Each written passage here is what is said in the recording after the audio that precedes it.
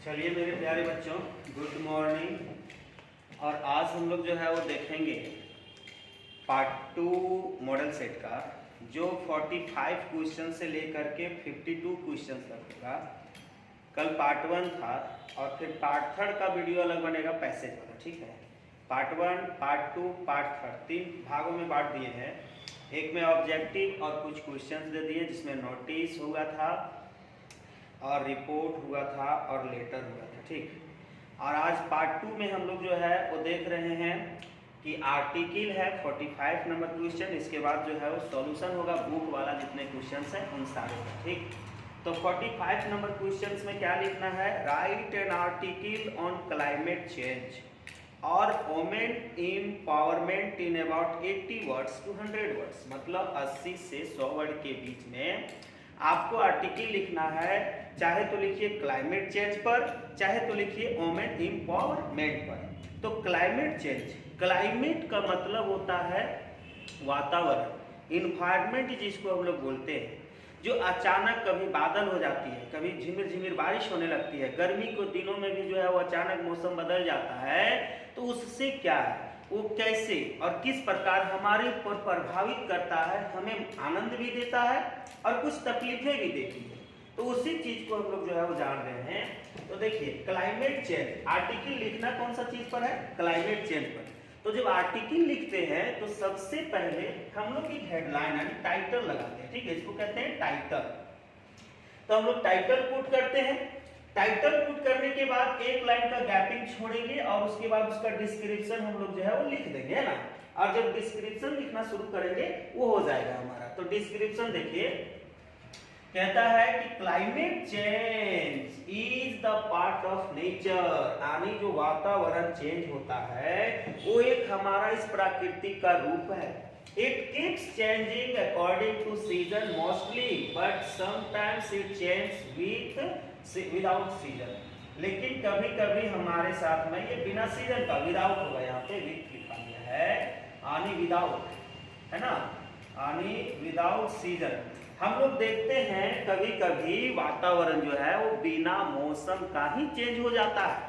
कभी अभी जैसे ठंडा है तो एकदम बादल ढक जाएगा, आसमान में पूरा गर्मी लगने लगेगा, आपको स्वेटर वेटर सब खोलना पड़ जाएगा, है ना। तो उसको बोलते हैं।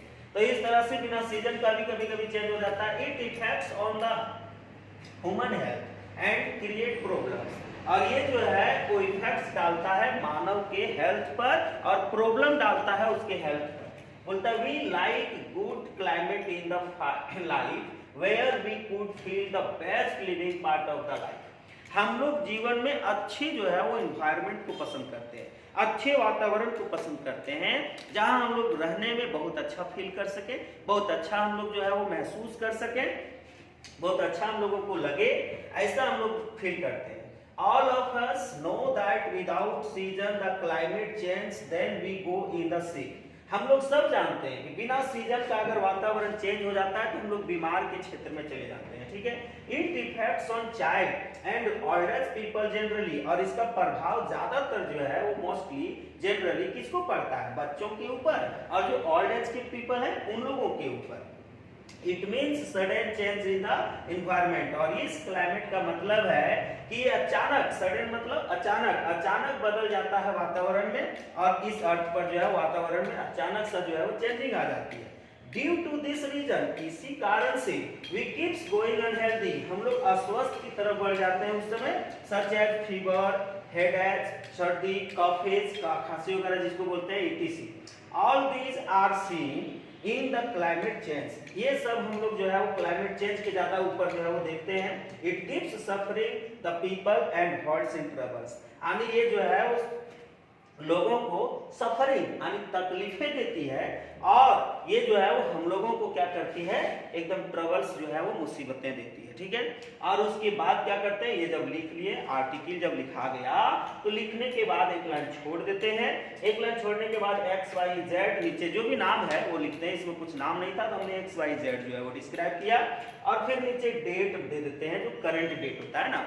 ये हो गया हमारा क्लाइमेट चेंज पर आर्टिकल। तो इसी प्रकार से आर्टिकल को सबको लिखना है। पहले हेडलाइन यानी टाइटल पुट कीजिए, टाइटल के बाद आपको जो है उसका डिस्क्रिप्शन और नीचे नाम और ये। अब हम लोग क्वेश्चन नंबर जो है वो 46 को देखते हैं। 46 हमारा जो है वो क्या कहता है, इसमें हम लोग जो है वो देखते हैं।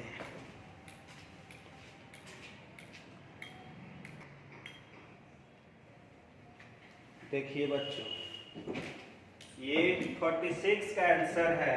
46 क्या कहता है कि what happened to William Douglas at YMCA when he was 11 years old। इसका मतलब क्या होता है, व्हाट हैपेंड क्या हुआ, to William Douglas, William Douglas के साथ, एट YMCA जो YMCA पूल था, स्विमिंग पूल, उस पर, when he was 11 years old जब वो 11 साल का था, तो YMCA पूल पर उसके साथ क्या हुआ।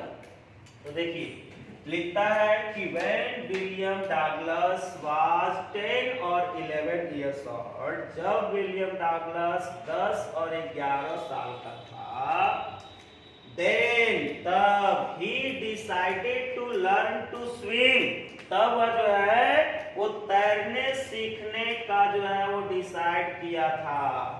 He went at YMCA swimming pool alone। वह जो है YMCA एक स्विमिंग पूल था, तैरने वाला पूल, उस पर वह अकेले गया। There was no any people there, वहां कोई आदमी नहीं था। He didn't know to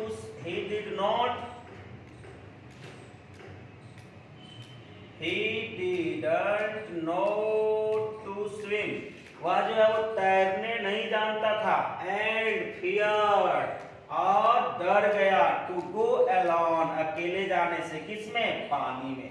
He sat beside the pool, वह पूल के किनारे बैठ गया।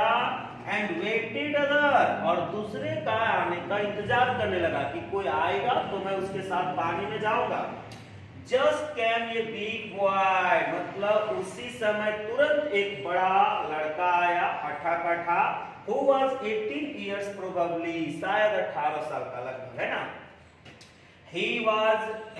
he saw, वह देखा, विलियम डगलस को, वह जो है वो विलियम डगलस को देखा, एंड एल्ड, और चिल्लाया, हाय स्किनी का मतलब रे Patlu, how would you feel to swim as duck, कि तुम बत्तख की तरह तैरने में कैसा महसूस करोगे। एंड ही टॉस्ड हिम, और इतना करके विलियम डगलस को जिधर गड्ढा था ज्यादा उधर फेंक दिया। बोलता है जो गड्ढा था वो 9 फीट का गड्ढा था। Douglas did not know to swim and so he plan to come up to jump, और डगलस जो था वो जानता नहीं था तैरने के लिए, इसलिए जब नीचे गया तो प्लान किया कि हम नीचे से जो है वो छलांग मारेंगे। कहां से, बॉटम से। He went at the bottom and jumped, वह तुरंत बॉटम पर गया और जंप किया वहां से, और थोड़ी देर में ऊपर आने लगा धीरे धीरे। तो अपना जब आँख खोला तो सिर्फ उसको जो है वो येलो वाटर, यानी पीला कलर का पूरा पानी था, वो पीली वाली पानी इसको दिखाई दिया और कुछ दिखाई नहीं दिया। बात समझ में आया। तो ये था हमारा क्वेश्चन नंबर 46। अब 46 के बाद हम लोग 47, 48, 49, 50, 51, 52 देखते हैं ना, सारा का सॉल्यूशन। अब ये जो है वो 47 हम लोग जो है वो देखेंगे।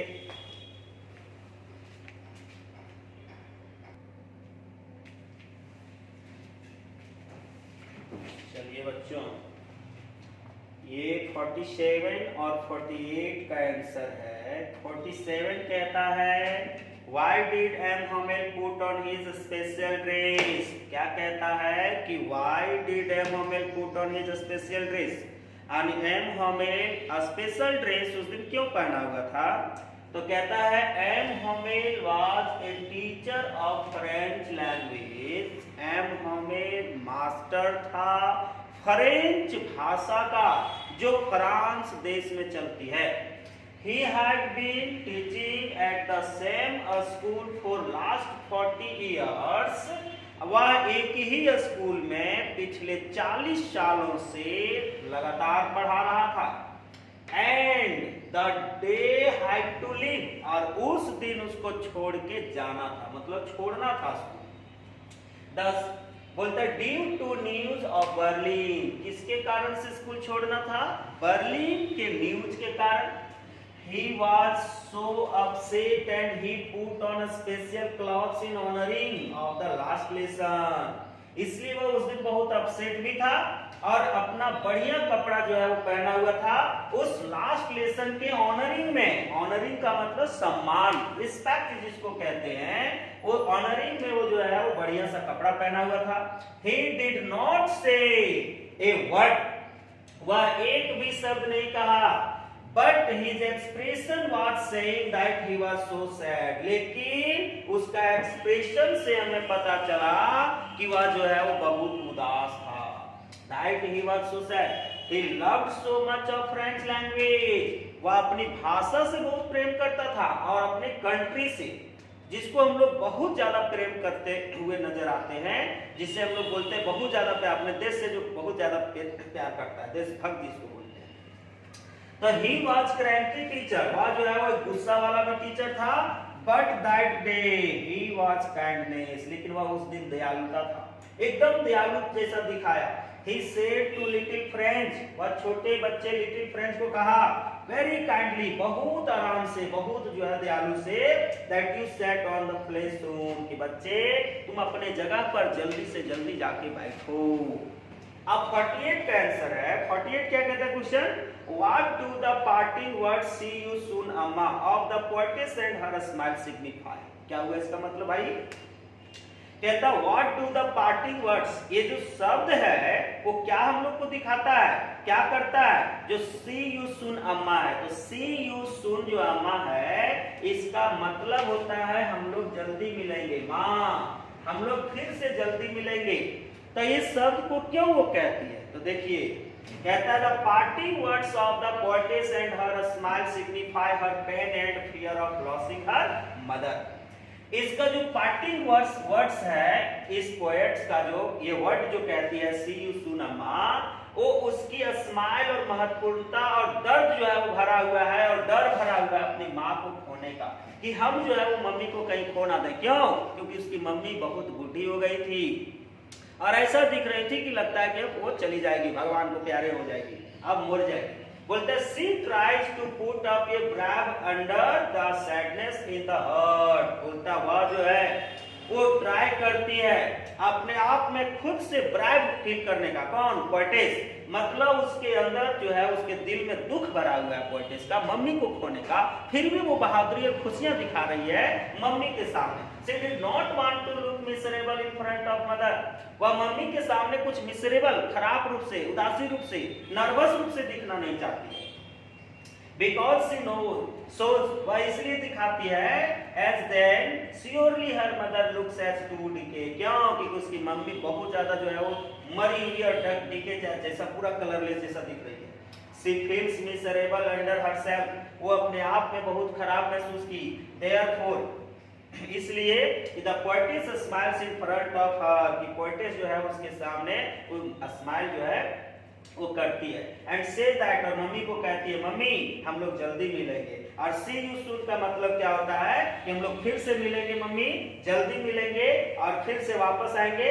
ये कमला दास जो है वो अपने मम्मी से कहती है, जो उसकी मम्मी जो है वो एक ओल्ड एज लेडी रहती है, 66 साल की बुढ़ी रहती है, उस जो है वो बुढ़ी औरत से कहती है।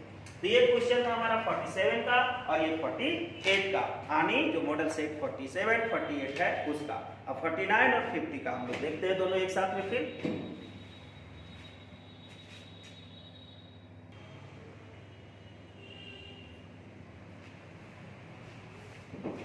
देखिए 49 और 50 का आंसर है, क्या कहता है 49? What did Charlie claim for in the third level? Charlie जो है वो क्या दावा किया तीसरे लेवल पर? तीसरे लेवल पर वह क्या दावा किया है ना, तो देखिए क्या दावा किया। कहता है Charlie says that the rooms on the third level were smaller than that of the second level. Charlie कहता है कि जो तीसरे लेवल पर जो रूम था वो छोटा था दूसरे लेवल की अपेक्षा में। There were fewer ticket windows, वहां कुछ टिकट की खिड़कियां थी, एंड ट्रेन गेट्स, और कुछ ट्रेन का गेट्स था। and the information booth in the center was wood। और इंफॉर्मेशन बूथ था, बूथ मतलब जो पूछताछ करने वाला होता है वो बूथ, एंड वो लकड़ी का था, ठीक है। बोलता है old looking, और पुराना दिखता था। There were open flame gaslights, कुछ जो है वो चमकती हुई जो है वो टिमटिमाती लाइटें थी। ब्रास स्पिटल्स, ब्रास मतलब तांबा, स्पिटल्स मतलब थूकदान, कूड़ादान जिसको बोल सकते हैं ना, तो वो ब्रास का था। फ्लोर पर a woman who was wearing short skirts, एक औरत शॉर्ट स्कर्ट्स पहनी हुई थी, जूता पहनी थी। There was a small courier locomotive and different things gave sure that he was at the third level of the Grand Central Station। ये सारा चीज उसको जो है वो दावा दिया कि हम जो है वो सचमुच में तीसरे लेवल पर है। कौन सा स्टेशन का? ग्रैंड सेंट्रल स्टेशन का। जो ग्रैंड सेंट्रल स्टेशन है उसका मैं तीसरे लेवल पे जो हूँ।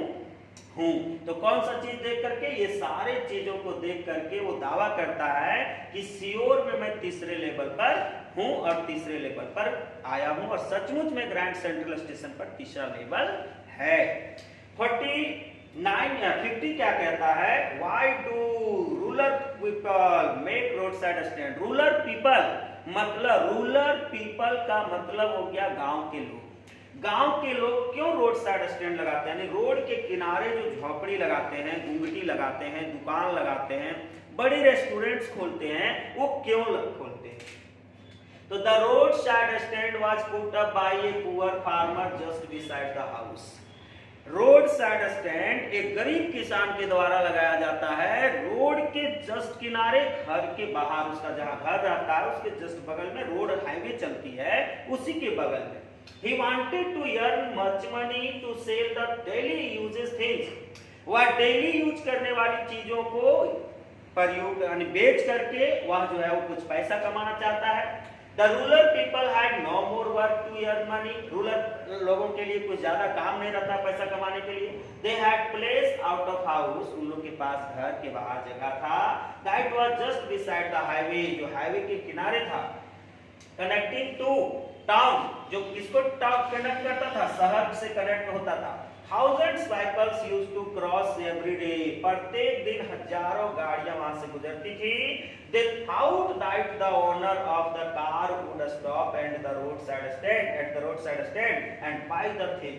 वे सोचते थे कि कम से कम गाड़ियां यहाँ पे जो है वो रुकेगी, ऑनर रुकेगा उसका, और जो है वो मेरे जो है वो सामान को खरीदेगा और हम पैसा कमाएंगे। Therefore they put up the roadside stand। इसीलिए उन लोग जो है रोड के किनारे रोड साइड स्टैंड यानी प्रॉपर पट्टी लगा करके रखते थे। अब जो है वो 51 और 52 इसके बाद फिर हम लोग देखते हैं।